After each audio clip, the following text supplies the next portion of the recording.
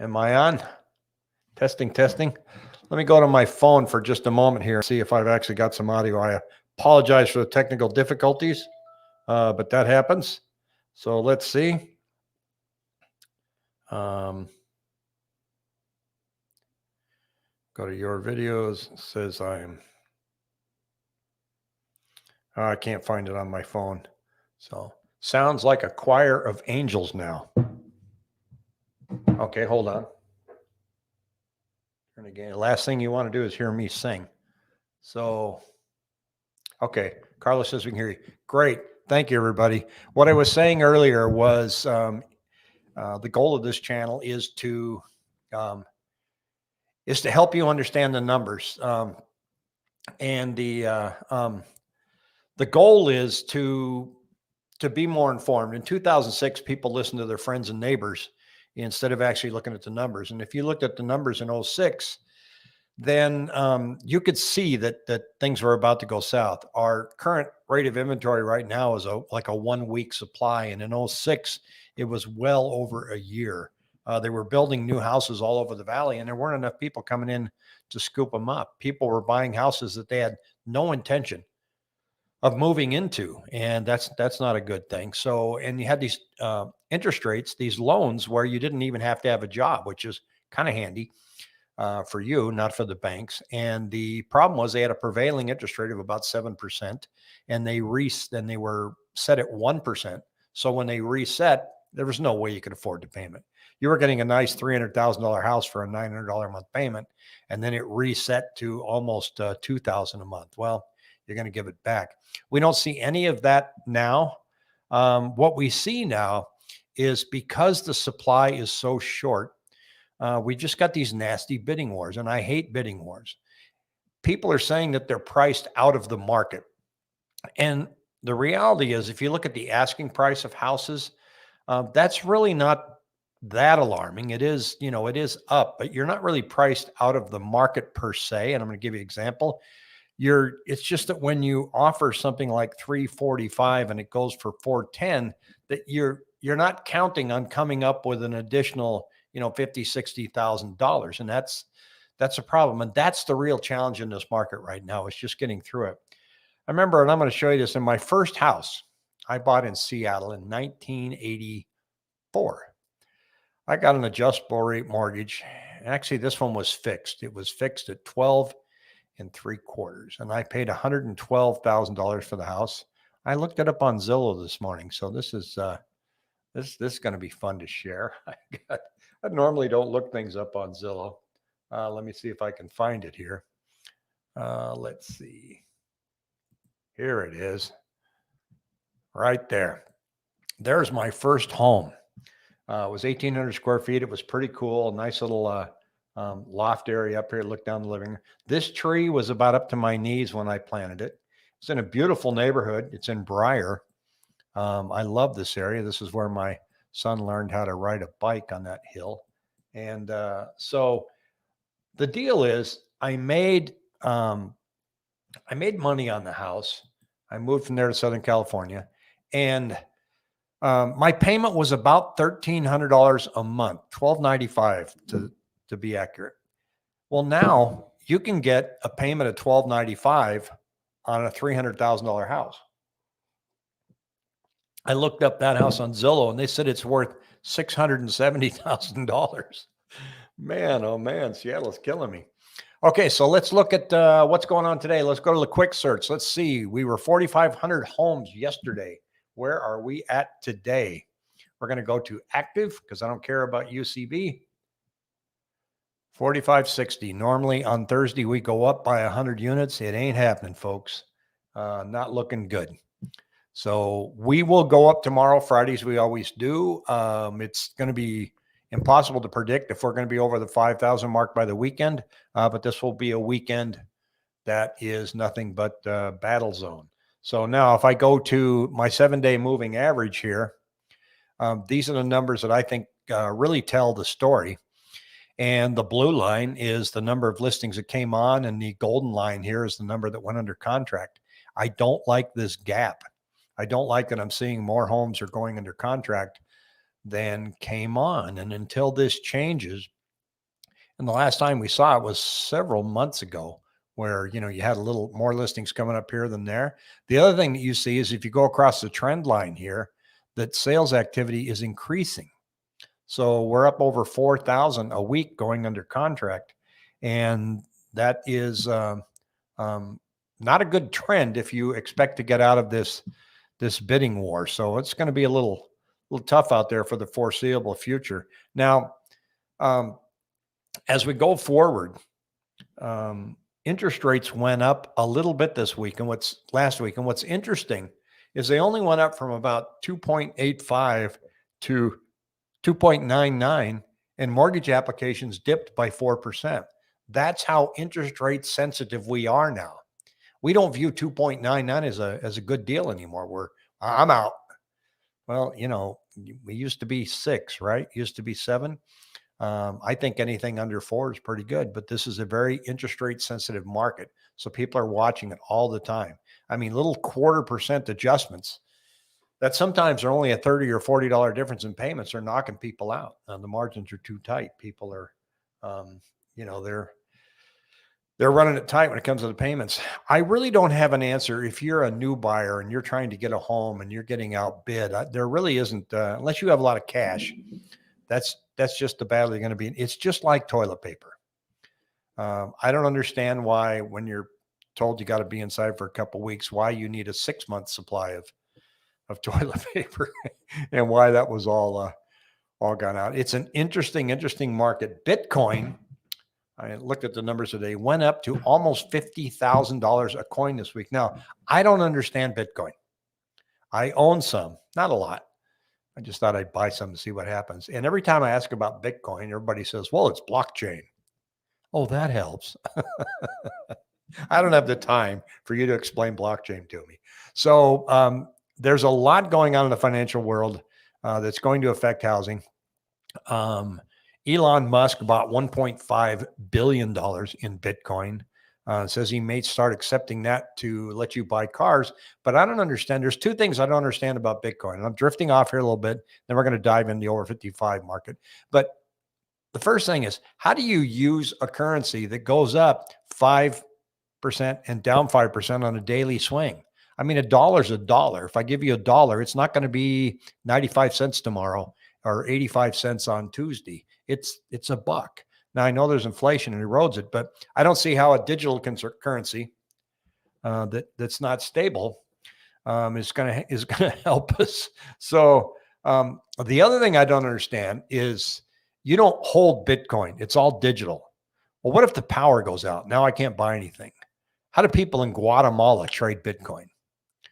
I just don't see Bitcoin being the future as the standalone currency. Super JC, it's 50,000 now. It's going to be 100,000 soon. Yeah, it could be. Let me check on my phone here and see what's going on.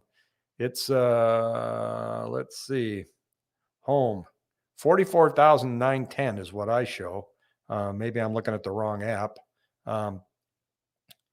Yeah, that's what 47,862. So, who knows? And it's based on demand. I get that. I just don't know how to spend it. So yeah, super. I get it. You just meant in general. So, okay. So now if you're looking at over 55 communities, the first thing you're going to see is predominantly they're 2 bedrooms. There are a bunch of 3 bedrooms, but they're 2 bedrooms by design. This keeps the kids from moving back in. So you want 1 bedroom and an office, or 1 bedroom and a guest room. But when you retire, you don't want the kids to move back in. So you're only going to get a 2-bedroom home. So let's take a look at what's out there today, and I'll show you what I'm looking at. And it's not as brisk as the rest of the market. So if you're looking to retire in Arizona and you want to get something in an over 55 community, you are not battling it out like the buyers are between under the 500,000 mark. That's a good thing. I'm not seeing a lot of overbidding going on in the over 55 community. So let's take a peek and I'll show you what it looks like in Arizona and see what's here. So I'm going to do my save searches here. I saved one for over 55. It's right there.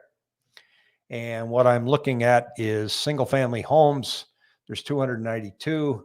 So my search says single family, active, and over 55. So it gives me the map here that shows you where these communities are. So this is the Sun City area. This is Australia, I believe it is. This is, what do I want to say, Leisure World. Gold Canyon only has about 4. I like Gold Canyon. And this is the Sun Lakes area in Chandler. Predominantly, those are where the majority of over 55 are. Now, there's some new ones down here, and this is a nice area. Now, this is way out there. So if you came down here and had to commute to Phoenix, you would not like living out here. But if you're retired, you really don't care. So I'm going to show you what some of these look like. This one is 525. Maybe we can go down a little more. Let me zoom in here a second and show you what these are much newer than what you see up in the Sun Lakes, Sun City area. So this one is 2,000 square feet, 2 bedrooms, 2 bath. The kids are not moving in with you on that one. And I'm not too jazzed about the power lines. Let's take a little walk through here and see what it looks like.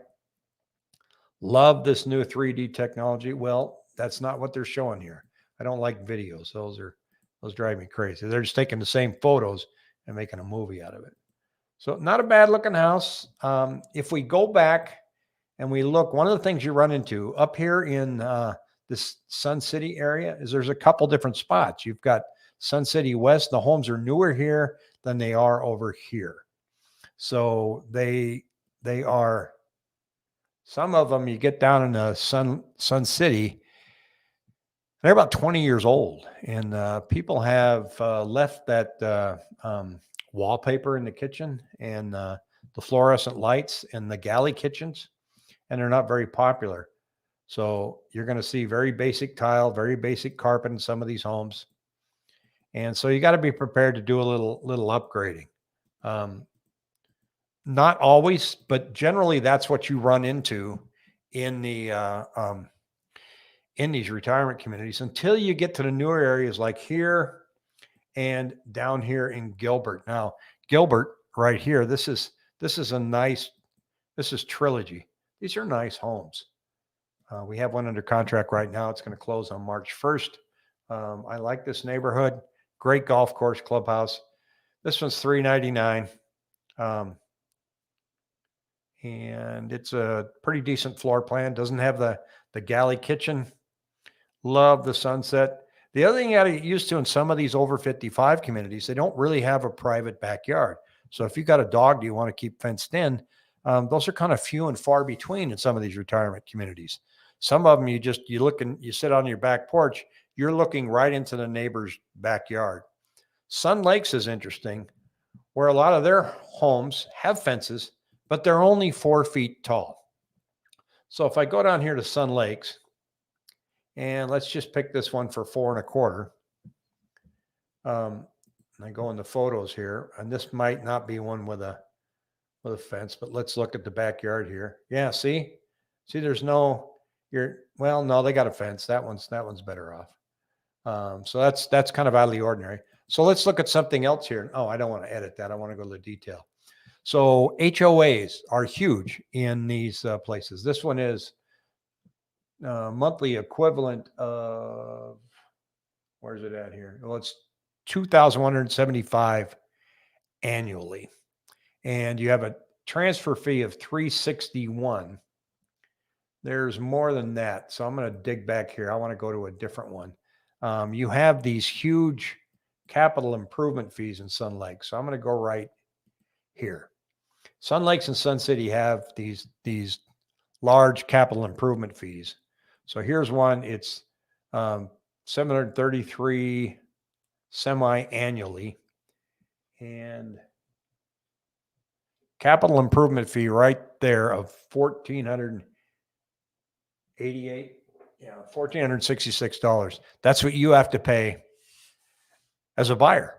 A capital improvement fee. That's helping improve some of the buildings and structures around the around the community. Let's look at the photos here.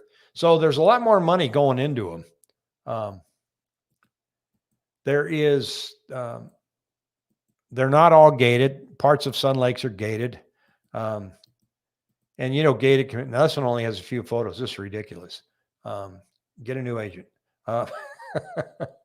Gated communities, they have gated communities there with guards on one of them. So you actually have to tell them what address you're going to, which is better than your average gated community when all you have to do is park outside and wait for the pizza guy to show up and then get right in behind there. So here's one for $439, and it backs up to a golf course with an open fence. So you have a nice view. Again, they're a little dated.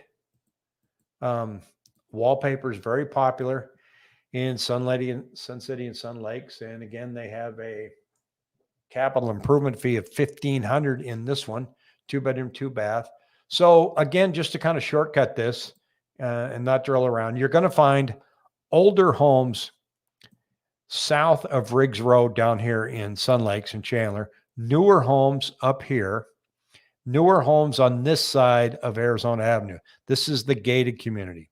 You're going to find newer homes out here in Gilbert, and you're going to find some really terrific views out here in Gold Canyon, but there aren't very many homes that come up there very often, and they're all going to be over about $400,000.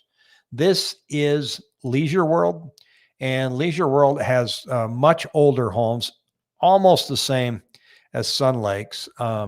It's got a nice clubhouse. It's got great golf, good amenities, and some of them sit right on the golf course, great views. It's an older golf course, and there's a ton of activities that go out there in Leisure World. One of my friends was down on his fifth wheel, and they've actually got temporary parking. If you come down here and you're traveling, you can park your thing there, and you can use some of the amenities there. And he couldn't believe all the nice stuff they have. Now, when you get up here to Sun City Grand, Sun City West, there is much, much older homes, and some of them are brutal. Here's one for $265. Farther west you go, the newer the homes are. This one was built in 1973. That was a good year. That's when I graduated. Nice flooring. So this one got upgraded. But you can see they have the galley kitchens back there. So I don't know if that's popular for you or not. There's their backyard. And that looks like a green room that got converted. Galley kitchen. So older cabinets. That's not a deal killer as far as I'm concerned. But that one there's your backyard. A lot of gravel, a lot of really short fences. That's what you're going to see in that part of town. Now, you get down here, like I said earlier, these are where the newer ones are. Verado, these are new ones. These are fantastic homes, over 55 communities, but you're going to pay for them. So you're going to pay, that one is $659. Let's get out of there. See if this one improves. This one's $329. Let's take a quick peek here. And this one is, let's look at the detail here. 1,600 square feet, 2-bedroom, 2-bath. And I'm wondering if it's new construction. Nope, that's a nice looking home, folks.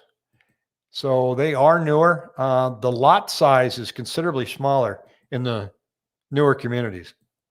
But most people that are retired don't really care about the lot size. They just want to have a decent patio. They want to have a garage, and they want to have things to do. They want to be able to go to the clubhouse, go golfing, go swimming. And this place is kind of firing on all cylinders. Great views, beautiful area. So that's kind of a quick rundown of some of the over 55 communities that we have around the valley. And there is an inventory shortage there as well. If I go specifically to Sun Lakes, which is one I'm very familiar with, and they usually have this time of year around 125 homes on the market, easily over 100. Today, I want to take a peek. I've got 26. So it's got 26, but nobody's beating each other up. The other part of Sun Lakes is in phase one, they have a lot of these modular homes. And so this one's only got 4 photos, so you can't see it. Oh, good. They have trash. I don't know if that trash conveys, but this one comes with trash. So sometimes when people take pictures of the listings, I don't even know what to think anymore. So tomorrow morning, we're going to do a just our regular update. It's probably going to be a quick one. I'm thinking of leaving my weekly chat with Pat with mortgage updates to 3 o'clock where I had it, because we had so many people are getting used to seeing it at 3 o'clock. I think I'm going to park it there and leave it there, and not mess with people's heads. Tomorrow, I promise that the microphone's going to work right off the get go. And other than that, everybody have a fantastic Thursday.